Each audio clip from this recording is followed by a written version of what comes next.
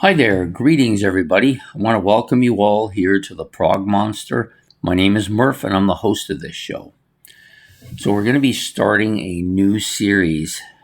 I wouldn't call this a series actually, it's a new show that we're going to do once a month. It's going to replace my playlist, which I was doing for a couple of years, but found that it was getting a little bit stagnant, so I decided I would do something different. And I did do something like this before, where I did my favorite rock bands A to Z, but it wasn't in a format like this. So I decided that we're going to do this once a month until we get to the letter Z. So that'll be 26 episodes.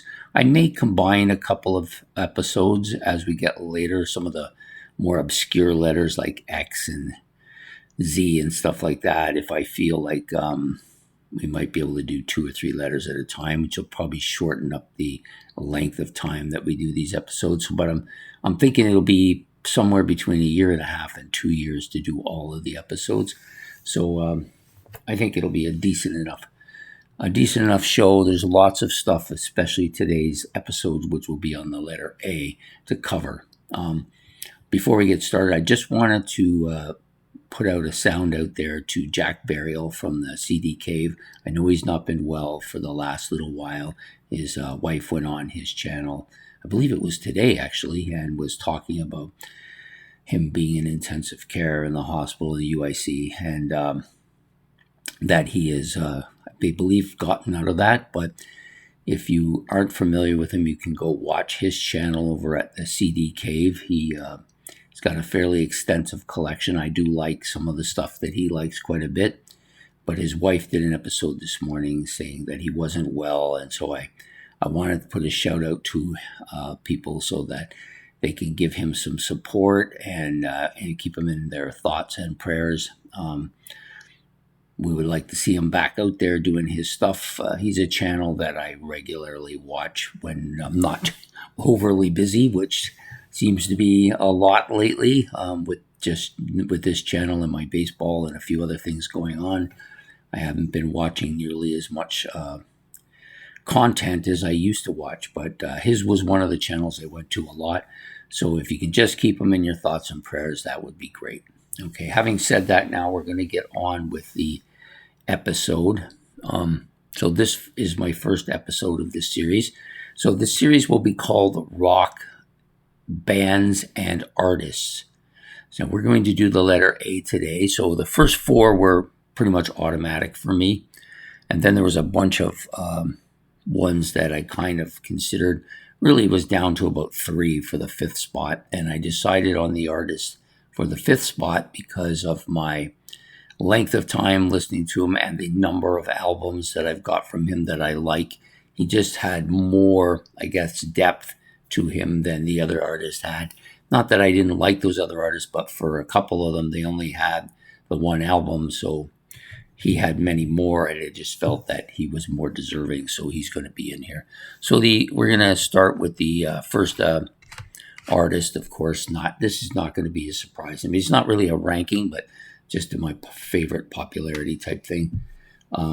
AC/DC, I like this album a lot, quite a bit as well. But AC/DC is probably my favorite. I would have to say they're probably my favorite A band in rock history. I don't listen to AC/DC as much as I used to. The first couple of years on the channel, I also listened to them quite a bit because there was a number of their albums, although I was familiar with them, I didn't actually own them. So once I got them, I was playing them a lot. This was, of course, one of them. This is probably, at this point in time, it might even be my top rung album by them. I'm not sure. I haven't really done a ranking on these guys yet. I love the early albums, all of the original ones with Bon Scott I love. Some of the Brian Johnson albums, including Back in Black, I like quite a bit as well. But I don't like all their albums. To me, it gets a bit monotonous with some of their stuff after a while. I think the other big issue for me with them is that I just don't listen to them as much as I used to. I'm not going to say the word outgrown because that's kind of contemptuous, but I've kind of drifted away from that sound, I guess is a good way to put it. I don't listen to that as much, but every once in a while I feel like it, and this is one of the albums I always go back to. But they have some fantastic early albums, no doubt about it. Probably a top 15 or 16 band for me. Definitely up there among my favorite bands, but more for nostalgic reasons than for actual what they've put out in the last 30 or 40 years, which is okay, but I just don't really go there as much as I used to. But a band that you can't have the letter A without mentioning these guys. So AC/DC, one of the great riff bands of all time. And I kind of think of them as a rock and roll band that has a little bit of that 50s flavor to their music, at least early on, anyways, before they started getting heavy. Now, some people will call this band a heavy metal band. I've never seen that. I don't think of them as a heavy metal band, and I'm pretty sure they don't think of themselves as that either. To me, they're a rock and roll band, maybe a hard rock band if you want to call them that. But anyways, that's going to be the first one out of the chute today for the letter A, AC/DC. The next one is not going to be a surprise either. So there's a bit of a gap between that band and this one, between AC/DC and this one, but this one's still high on my list. That's Aerosmith. I do have a number of their albums.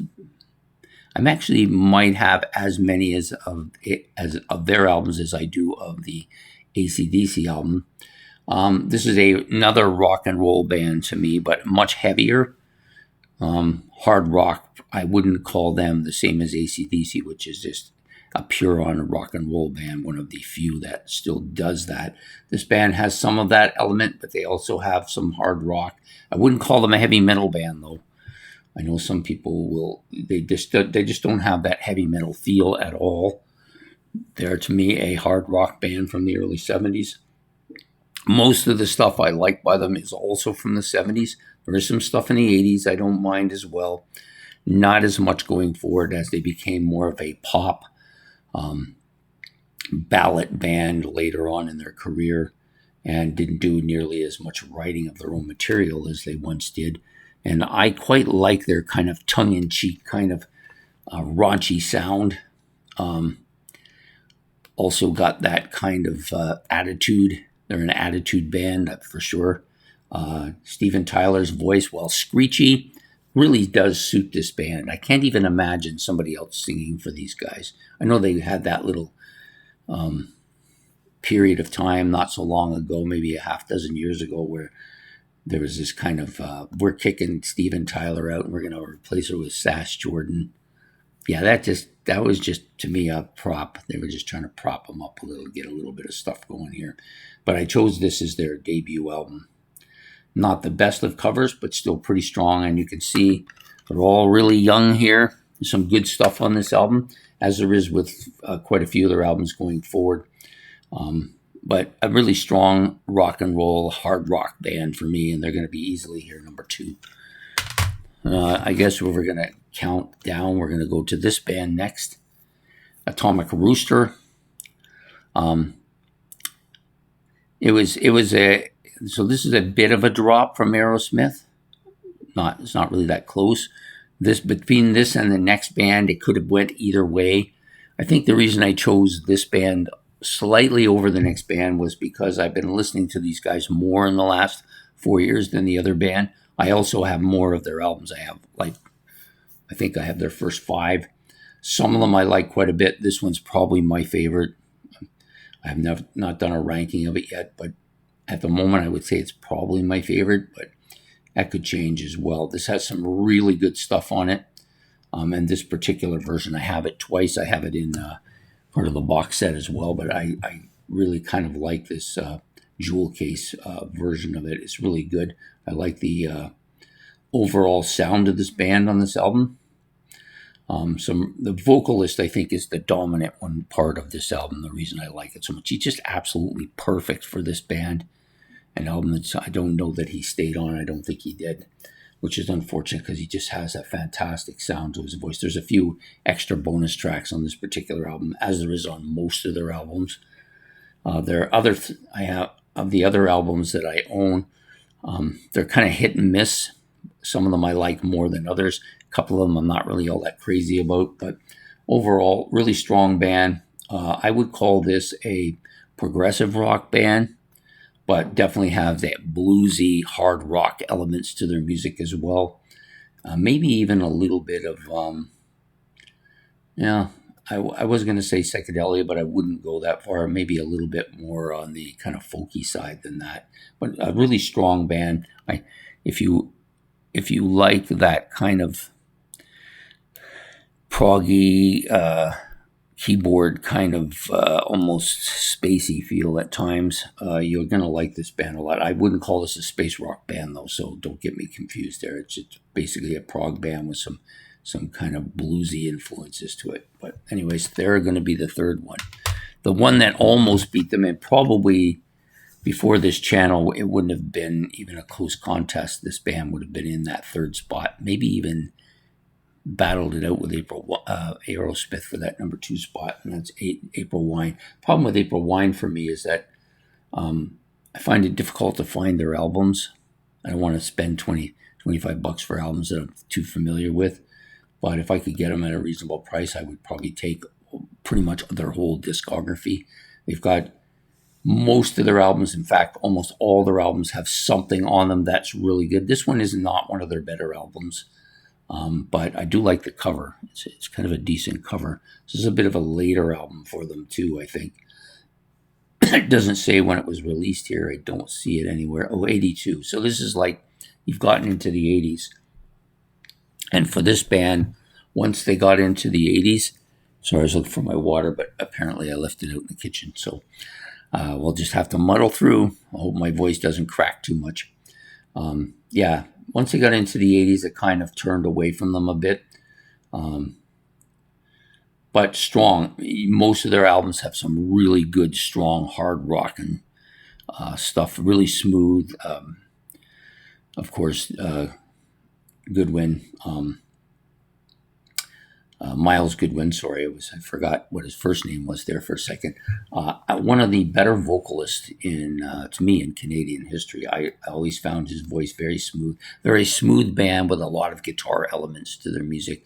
I would call them a hard rock band, but they kind of went like Aerosmith a bit into that ballad era and poppy sound as they went along, but still strong band, definitely had to be there. So those first 4, they're in there. There wasn't really much doubt about who those 4 were going to be. The next guy I chose, and not because I think he's necessarily better than these other elements here that I'm going to talk about a little bit after too. But I think I just have more stuff by him and have had more stuff by him over the years. And he's made significant comebacks, and his voice is absolutely amazing. He's one of the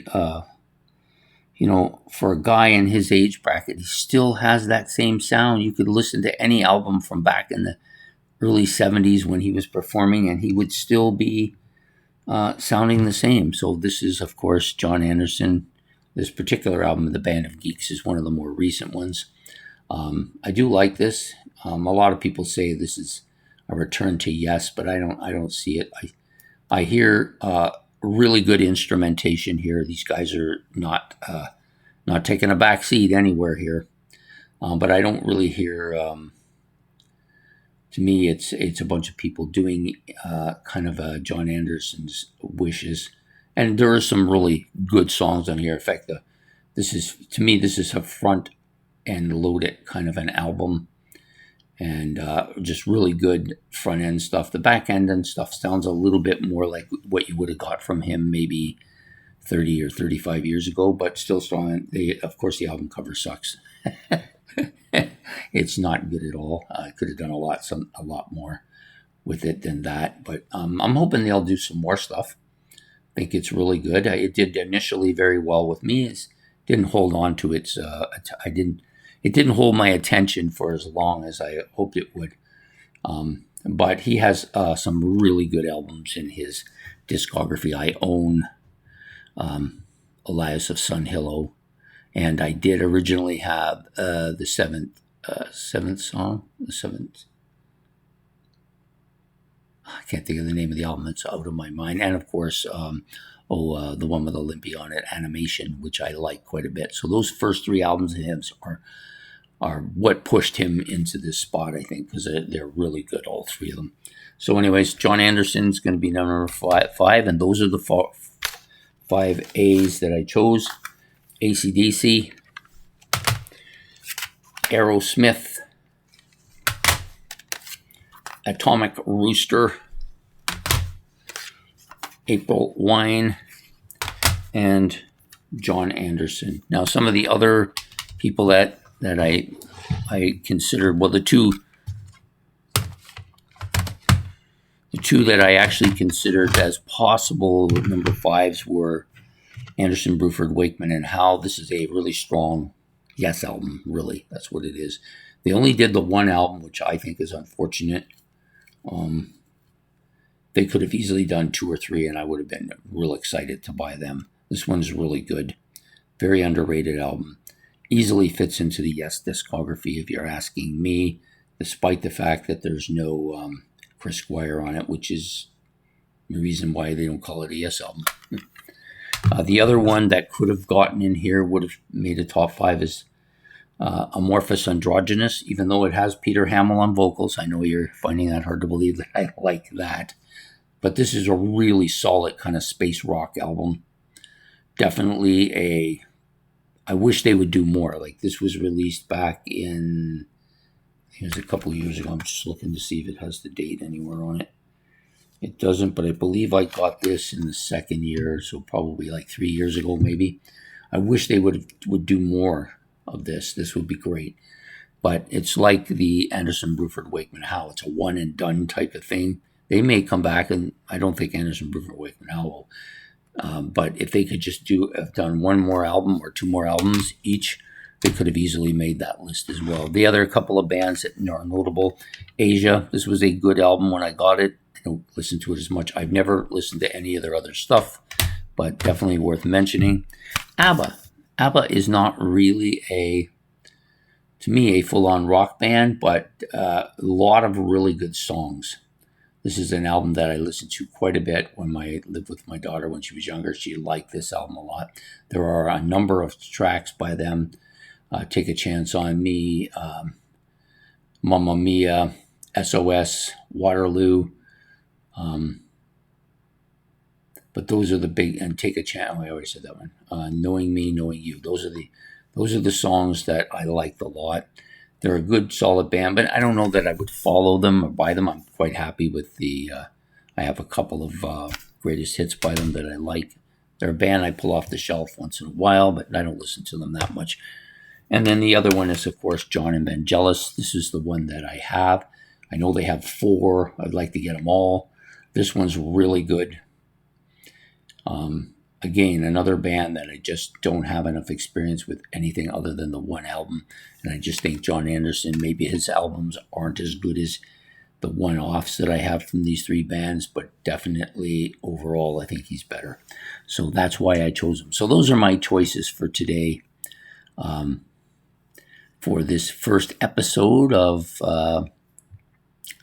rock bands and artists that begin with the letter A. So next, of course, the next month we will do letter B. That one will be quite difficult because there is a lot of really good bands that start with the letter B. It might be one of my best letters out there, but we're going to find out. I'll put that together for next month, and we will see you all next month on rock bands and artists, letter B. So take care.